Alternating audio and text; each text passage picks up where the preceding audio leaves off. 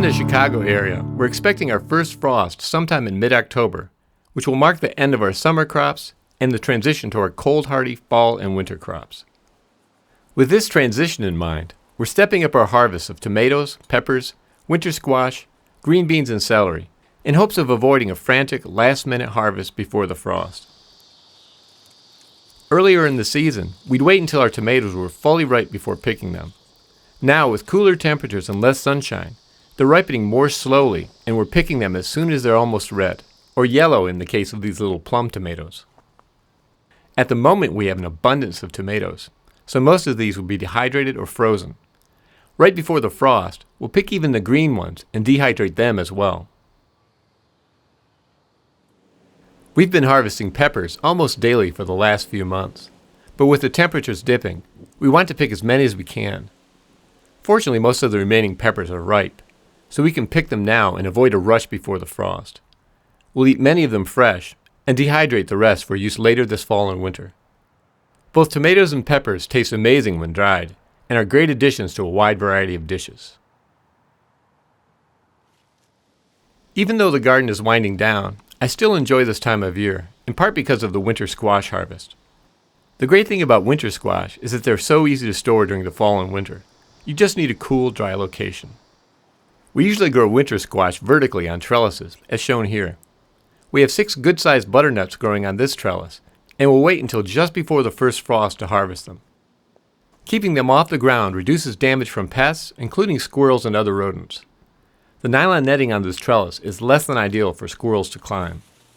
In addition, we have a few volunteer acorn squash plants that are producing very well. This plant in particular surprised me with its production. It's growing in a part of the yard that gets only 2 to 3 hours of direct sun a day, maybe less with the towering sunchokes right next door. Nevertheless, we harvested a number of acorn squash from the plant.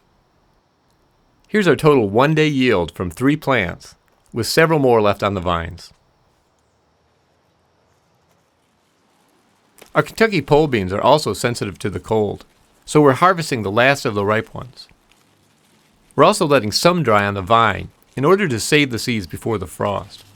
At this point, we don't have enough beans to preserve, so we'll be eating them fresh. This was a great year for celery. Here I harvest just one of several remaining heads. We'll enjoy as much of the fresh, crisp celery as we can and dehydrate or freeze the rest for soups and other cooked dishes this winter.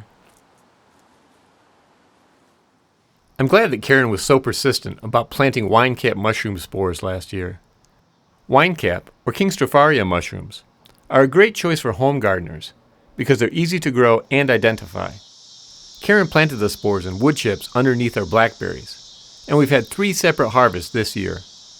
They prefer moist, partially shaded areas and temps around 70 degrees Fahrenheit.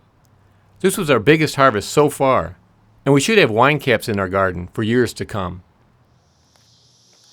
Soon our attention will turn solely to our fall and winter garden bed, but we still have one special surprise to look forward to, our first sunchoke harvest.